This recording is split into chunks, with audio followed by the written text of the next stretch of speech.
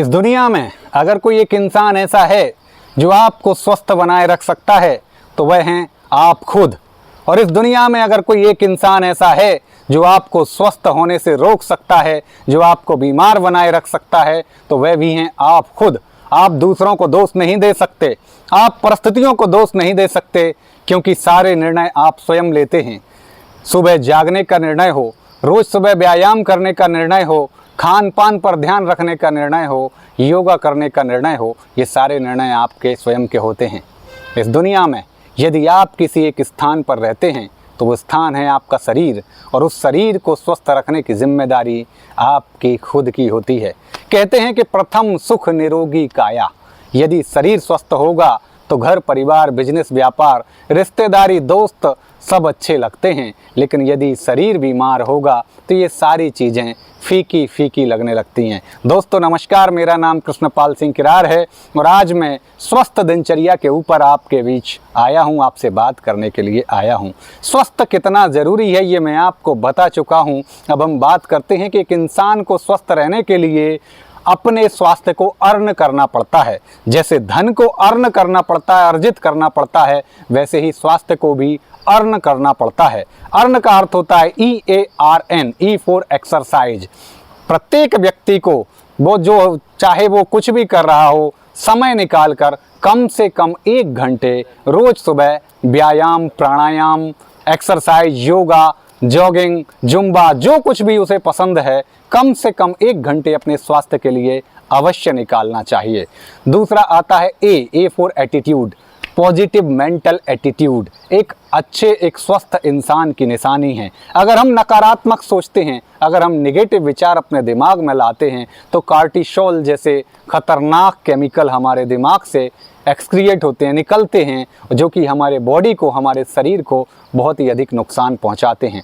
अगर हम बात करें कि एक पॉजिटिव एटीट्यूड की, तो डोज हार्मोन्स, डोज यानी DOSE, डोपामिन, ऑक्सीटोसिन, सेरोटोनिन और एंडोर्फिन, ये चारों हार्मोन्स इंसान के लिए बेहद फ़ायदेमंद होते हैं। इसलिए एक अच्छे व्यक्ति को पॉजिटिव मेंटल एटीट्यूड की बेहद आवश्यकता होती है।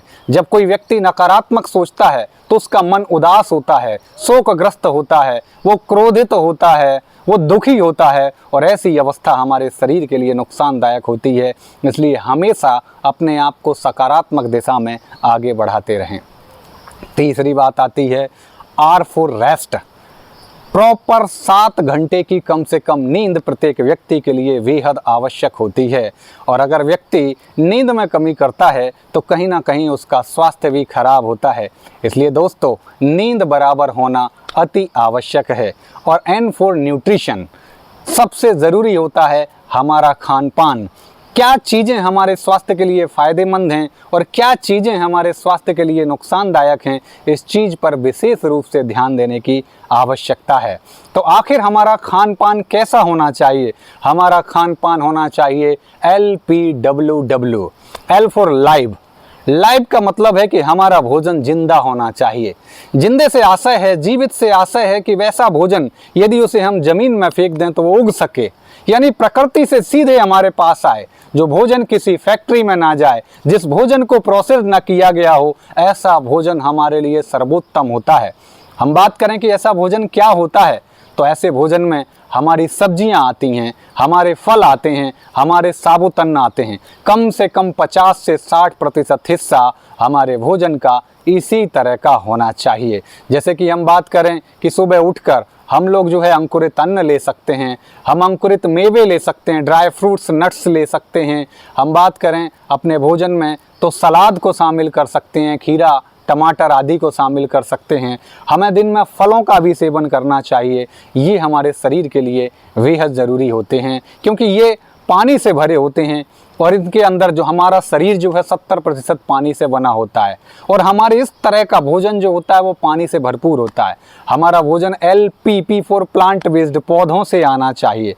कहा जाता है कि बहुत सारे लोग जो है मांसाहार को भी पसंद करते हैं, लेकिन मनुष्य का शरीर जो है वो एक शाकाहार जीव जंतुओं की तरह है। जो शाकाहारी होते हैं उनकी आंतें बहुत लंबी होती हैं। मनुष्य की आंतों को भी यदि ज़मीन पर फैलाया जाए तो 2000 स्क्वायर फीट का एरिया कवर करती हैं। और ये बड़ी आंतें शाकाहारी जीव जंतुओं की भी होती हैं। यदि हम दांतों की बात करें तो मांसाहारी जीव जंतुओं के आगे के 4 दांत, जो ऊपर के 2 और नीचे के 2, मांस को चीरने फाड़ने के लिए नुकीले और पैने होते हैं, जबकि मनुष्य के दांत जो होते हैं वो शाकाहारी प्राणियों की तरह होते हैं। मांसाहारी जंतुओं की आंखें रात को भी देख सकती हैं, चमकदार होती हैं, जबकि मनुष्य की आंखें एक शाकाहारी जीव जंतुओं की तरह होती हैं। इस तरह से कई लक्षण हैं। अगर हम पैरों के नाखूनों की बात करें तो मांसाहारी जंतुओं के नाखून बहुत नुकीले और तेज होते हैं, धार वाले होते हैं, जबकि मनुष्य के नाखून इस तरह के नहीं होते। तो हमारा जो भोजन होना चाहिए वो पेड़ पौधों से आना चाहिए, प्लांट बेस्ड होना चाहिए। इसमें डेयरी प्रोडक्ट को भी अगर अवॉइड किया जाए तो बहुत अच्छा रहेगा, क्योंकि आज का जो दूध है वो मिलावट भरा है। आज का दूध है वो गाय को, भैंस को कहीं ना कहीं परेशान करके मशीनों के द्वारा उनको दुख पहुंचा के निकाला जाता है। ऐसे में उनके शरीर से कार्टिसोल जैसा खतरनाक हार्मोन निकलता है जो हमारे लिए नुकसानदायक होता है। अगली W की बात आती है तो जिसका अर्थ होता है कि वाटर रिच। हमारा भोजन पानी से भरपूर होना चाहिए, और पानी से जब भरपूर होता है तो उसमें बहुत सारे मिनरल्स हमें मिलते हैं। कहते हैं कि लोगों ने अपने घरों पर पानी शुद्ध करने के लिए आरओ लगवा लिए हैं, जिसकी वजह से जो मिनरल्स हैं वो ख़त्म हो रहे हैं। लेकिन अगर हम वाटर रिच फ्रूट को यूज करेंगे, सब्जियों को यूज करेंगे, तो जो पानी से भरपूर होती हैं वो सारे मिनरल्स हमें वहाँ से मिल सकते हैं, क्योंकि नेचुरल आरओ इन सब्जियों के अंदर होता है। इनका जो रस होता है, नारियल पानी होता है, उसके अंदर वो सभी तरह के मिनरल्स मौजूद होते हैं जो हमारे शरीर के लिए ज़रूरी होते हैं। और अगला W होता है होलसम, यानी कि हमारा भोजन संपूर्ण होना चाहिए। गेहूं को हमें चोकर सहित इस्तेमाल करना है, हमें चावल को जो है पीले चावल को उपयोग करना है, ब्राउन चावल को उपयोग करना है, जिससे कि उसका जो क्या कहते हैं उसके जो पोषक तत्व हैं वो बरकरार रहें, बने रहें। हम अगर बात करें तो धनिया को हरी धनिया ले सकते हैं, सूखी मिर्ची की जगह हम लाल मिर्ची का इस्तेमाल कर सकते हैं, नारियल तेल की बजाय हम नारियल का बूरा इस्तेमाल कर सकते हैं। ऐसी बहुत सारी चीज़ें हैं जो हमें प्रकृति ने जो हमें पूर्ण रूप से दिए हैं उसे हम उसी रूप में स्वीकार करें। दोस्तों, हमने देखा है कि जीव जंतु बहुत कम बीमार होते हैं। वो क्यों बीमार होते हैं? क्योंकि प्रकृति से जिस प्रकार का भोजन आया है उसी रूप में वो भोजन को स्वीकार करते आए हैं। और मनुष्य ने भी प्रारंभ से आज तक 99% समय तक अपने इसी प्रकार के भोजन को ग्रहण किया है। पिछले जो 1% समय 100-200 साल के जो औद्योगिक क्रांति का दौर है, इस दौरान मनुष्य ने उस भोजन को फैक्ट्रियों में भेजकर प्रोसेस्ड करके नमकीन और न जाने कितने तरह के चीज़ें बनाकर उस भोजन के पोषक तत्वों को पूरी तरह से नष्ट कर दिया है। तो कोशिश करें कि हमारा जो भोजन हो वो भोजन इस तरह की फैक्ट्रियों से ना आए, बल्कि सीधी प्रकृति से आए, अथवा थोड़ा बहुत प्रोसेस होके, जैसे कि गेहूं से आटा बना लिया, थोड़ी बहुत प्रोसेसिंग करके ही हमारा भोजन हो। तो इस तरह के भोजन को हमें अपनी दिनचर्या में शामिल करना है। यदि हम दिनचर्या की बात करें तो सुबह उठकर प्रत्येक व्यक्ति को कम से कम 2 गिलास गुनगुना पानी अवश्य पीना चाहिए। ये हमारे डाइजेशन के लिए बहुत अच्छा होता है और हमारे स्वास्थ्य को बरकरार बनाए रखता है। इसके पश्चात सुबह के समय यदि कोई अपने शरीर को स्वस्थ रखना चाहता है तो वो ABC जूस भी ले सकता है। A से एप्पल, B से बीटरूट यानी चुकंदर, और C फॉर कैरेट यानी कि गाजर। तो ABC जूस हमारे शरीर के लिए सुबह के समय जो है चाय कॉफ़ी के स्थान पर जो है बहुत ही फ़ायदेमंद होता है। तो इस तरह की आदत हमें अपने शरीर के लिए बनाने की ज़रूरत है। अगर हम बात करें कि इसके बाद सुबह का नाश्ता किस तरह का हो, तो हमारे अंकुरित अन्न ले सकते हैं हम, जिसमें चना हो गया, मूंग हो गया। इस तरह के अंकुरित अन्न के साथ हम खीरा, टमाटर आदि डालकर उसको बढ़िया मसाले डालकर स्वादिष्ट बनाकर हमारे नाश्ते के रूप में उसका उपयोग कर सकते हैं। हम अगर दोपहर के भोजन की बात करें तो दोपहर के भोजन में हमें 2 प्लेट कॉन्सेप्ट पे जाना होगा। आखिर क्या होता है 2 प्लेट का सिद्धांत? पहली प्लेट हमारी सलाद की होनी चाहिए, और कितनी सलाद हमें इस्तेमाल करना चाहिए इसके लिए मैं बताना चाहूँगा कि हमारी जो सलाद होनी चाहिए वो हमारे वजन का 5 गुना ग्राम में होना चाहिए। जैसे किसी व्यक्ति में 70 किलो वजन है तो 70 गुणा 5 यानी कि उसे 350 ग्राम सलाद पहली प्लेट में ख़त्म करना है, उसके बाद ही उसे अपनी दूसरी प्लेट पर जाना है। दूसरी प्लेट में हमारा सादा सात्विक भोजन होना चाहिए, जिसमें हम दाल, चावल, रोटी, सब्जी आदि उपयोग करते हैं। तो इसमें भी हमारा जो भोजन है उसमें हमारी दाल या सब्जी की मात्रा ज़्यादा होना चाहिए, रोटी चावल की मात्रा कम होना चाहिए। इस तरह से हमें अपने भोजन को सुबह शाम को उपयोग करना है। यदि एक अच्छे व्यक्ति की बात करें, कोई बीमार है, किसी को किसी तरह की समस्याएं हैं, तो इस तरह के व्यक्ति को अपने दिन में 2 बार से अधिक भोजन नहीं करना चाहिए। यदि वो सुबह नाश्ता कर रहा है तो शाम को भोजन ले सकता है, यदि वो दोपहर में भोजन कर रहा है तो शाम के टाइम हल्का नाश्ता कर सकता है। और यदि संभव हो सके तो 16 घंटे का इंटरमिटेंट फास्टिंग बेहद आवश्यक है, यानी कि हमारा शाम का भोजन 6-7 बजे तक अनिवार्य रूप से हो जाना चाहिए। इसके पीछे कारण ये है कि जब हम 6-7 बजे भोजन कर लेते हैं तो हमारे उस भोजन को 4 से 6 घंटे जो है पचाने में लगता है। उसके बाद 4 घंटे करीब उसको एब्जॉर्प्शन में, हमारी आंतों के द्वारा अवशोषण में लगता है, और जो बचा हुआ समय होता है वो हमारी शरीर की ऊर्जा होती है, वो उस भोजन को पचाने में लगाती है, क्लीनिंग में लगाती है। यदि हम बीच बीच में कोई दूसरा भोजन करते रहते हैं तो वो हमारी ऊर्जा जो क्लीनिंग में काम कर सकती थी वो क्लीनिंग में काम ना करके हमारे भोजन को दोबारा से पचाने में लग जाती है। इसकी वजह से हमारा भोजन अधपचा ही चला जाता है और विभिन्न प्रकार की बीमारियों का कारण बनता है। इसलिए ये बेहद आवश्यक है कि हमें जो है अपने भोजन में 16 घंटे की एक इंटरमिटेंट फास्टिंग का प्रतिदिन में ज़रूर ध्यान रखना होगा। ये इंटरमिटेंट फास्टिंग एक वेस्टर्न वर्ड लग सकता है, एक आपको पाश्चात्य संस्कृति का शब्द लग सकता है, लेकिन ये हमारे पुरातन संस्कृति का शब्द है। प्राचीन काल से इस तरह की लोगों की परंपरा चली आई है। हमारे गांव में आज भी ऐसा ही होता है। लोग सुबह 10-11 बजे भोजन करते हैं और उसके बाद शाम को 6-7 बजे भोजन करते हैं और फिर पुनः सुबह 10-11 बजे भोजन करते हैं। तो अपने आप ये 16 घंटे का साइकिल घूमता है और हमेशा लंबी उम्र जीते हैं। जो लोग इस बात का ध्यान रखते हैं, मद्यपान, बीड़ी पान, गुटखा, तंबाकू से दूर रहते हैं, स्वस्थ जीवन शैली जीते हैं, आज गांव में लंबी उम्र पा रहे हैं। शहरों में भी लोग अपने शरीर का ध्यान रखने वाले लंबी उम्र पा रहे हैं। इंटरमिटेंट फास्टिंग के ऊपर एक जापानीज साइंटिस्ट हुए हैं जिनको सन 2016 में ऑटोफेजी के ऊपर नोबेल पुरस्कार मिल चुका है। उनका कहना है कि जब शरीर को भोजन नहीं मिलता तो वो रोग को खाने लगता है।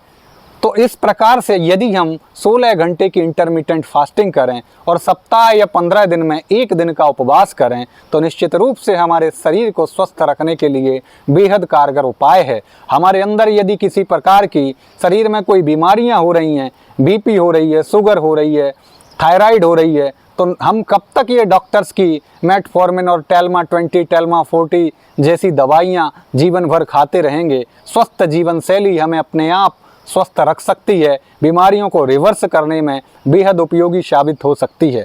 तो हमारा भोजन शाम को जल्दी हो जाना चाहिए। उसके बाद हमें जो है समय मिलता है रात को सोने का कम से कम 3 घंटे का, 4 घंटे का, इससे कि भोजन का अच्छी तरह से पाचन हो सकता है।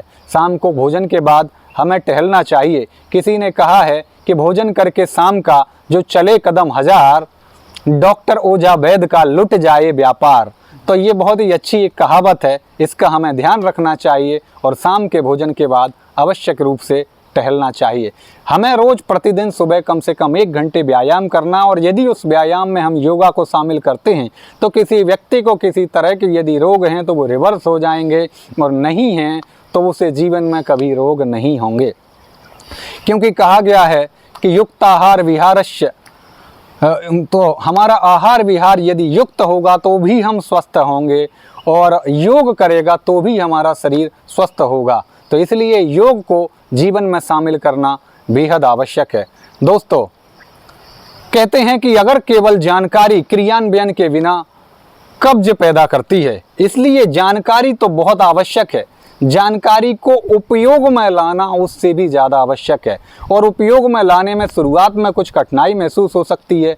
जैसे कि कोई व्यक्ति भोजन करता है तो उसे हमेशा भोजन को ज़मीन पर बैठकर आलती पालती मारकर ही भोजन करना चाहिए।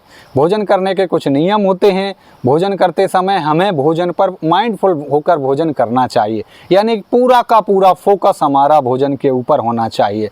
जब हम भोजन के ऊपर पूरा फोकस करते हैं तो हम उसे अच्छी तरह से चबाते हैं, इतना चबाते हैं कि भोजन खुद कहने लगता है कि अब तो मुझे निगलने की ज़रूरत है। इतना चबा कि यदि भोजन हमारे शरीर में जाएगा तो डाइजेशन बहुत अच्छा होगा, हमारी आंतों का काम बहुत आसान हो जाएगा, जिससे कि अवशोषण सही होगा और हमारे शरीर को पोषक तत्व सही तरीके से मिल सकेंगे। तो इसलिए ये आवश्यक है कि हम भोजन को नीचे बैठकर आलती पालती मारकर धीरे धीरे करें, और पानी भी जो हमें पीना है वो धीरे धीरे सिप सिप करके नीचे बैठकर ही पीना है। भोजन करने के कम से कम 50 मिनट तक हमें पानी नहीं पीना है और उसके बाद ही हमें पानी पीना चाहिए। तो ये सारे भोजन के नियम हैं, इनको यदि हम उपयोग में लाते हैं, इनका अनुसरण करते हैं तो हम अपने शरीर को स्वस्थ रख सकते हैं। इसके लिए ज़रूरत है संकल्प शक्ति की, क्योंकि कहते हैं कि इतनी सी संकल्प शक्ति इंसान को बहुत आगे ले जा सकती है। एक व्यक्ति सुबह नहीं उठता और जो जल्दी उठता है इतनी सी शक्ति का उपयोग करता है। एक व्यक्ति ठंडे पानी से नहाता है और गर्म पानी से नहाता है, ठंडे पानी वाला व्यक्ति इतनी सी संकल्प शक्ति का इस्तेमाल करता है। व्यायाम करने वाले, योगा करने वाले और ना करने वाले के बीच इतनी सी संकल्प शक्ति की आवश्यकता होती है। तो इतनी सी संकल्प शक्ति यदि अपने अंदर धारण करेंगे तो निश्चित रूप से आप अपने शरीर को हमेशा के लिए स्वस्थ रखने पाएंगे। और इसी के साथ मैं अपनी वाणी को विराम देता हूँ। थैंक यू दोस्तों, धन्यवाद, जय हिंद।